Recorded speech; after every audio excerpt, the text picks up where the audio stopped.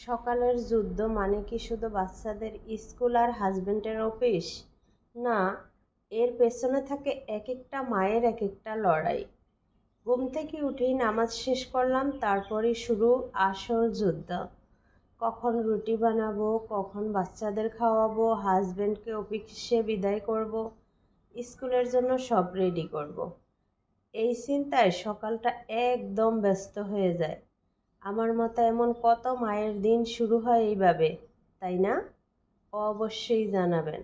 এই দেখুন, প্রথমে রুটি তৈরি করে নিচ্ছি। ময়দা মেখে একের পর এক রুটি বানিয়ে ফেলেছি। সকালবেলায় রুটি বানানোটা আমার কাছে শুধু রান্না না, একটা বড় দায়িত্ব শেষ করার মতো। যখন সবাইকে খাওয়ানো হয়ে যায়, তখনই মনে হয় দিনের অর্ধেক যুদ্ধ জিতে গেছি। কি বলেন আপুরা? আমি কি ঠিক বললাম? রুটি বানানো শেষ হলে গরম তাওয়ায় সুন্দরভাবে রুটিগুলো ভেজে নিলাম।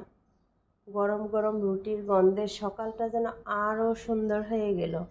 আর হ্যাঁ, সাথে রেখেছি মুরগির মাংস। আগের দিন রাতে রান্না করা মুরগির মাংস ছিল, যেটা আজ সকালের নাস্তায় কাজে আসছে।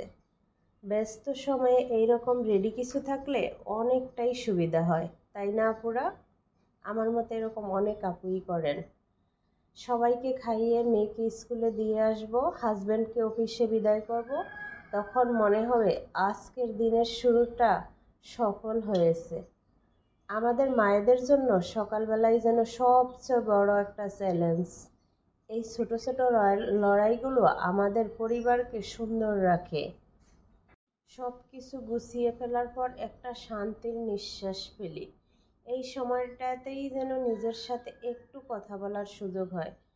সকালবেলা এত ব্যস্ততার মধ্যে আমরা মায়েরা নিজেদের জন্য কিছু ভাবতে পারি না, করতেও পারি না। কিন্তু এক কাপ চা নিয়ে যখন সবাইকে বিদায় দিয়ে বসি, তখনই বুঝি আজকের দিনের সবচেয়ে বড় কাজটা শেষ করেছি। এই যে রুটিগুলো বানালাম, মুরগির মাংস দিয়ে পরিবেশন করলাম, সবই যেন আমাদের মায়েদের ভালোবাসা আর যত্নের প্রতিচ্ছবি। বাহির থেকে ছোট মনে হলেও এই ছোট ছোট কাজগুলোই পরিবারের জন্য অনেক বড় শান্তির কারণ। আজকে সকালে বসে ভাবলাম, আমাদের মতো মায়েদের কোনো ছুটি নেই, কোনো বিরতি নেই, কিন্তু তবু আমরা থেমে যাই না। এই ভালোবাসাই তো আমাদের এগিয়ে নিয়ে যায়। ভিডিওটা দেখেছেন যারা, আপনাদের সবাইকে বলবো মায়েদের এই কঠিন সকালগুলোকে সহজ করার জন্য পরিবারের সবাইকে এগিয়ে আসা উচিত। আর মায়েরা, আমরা একে অপরের জন্য অনুপ্রেরণা। তাই নিজের কাজগুলো গর্ব নিয়ে করুন, কারণ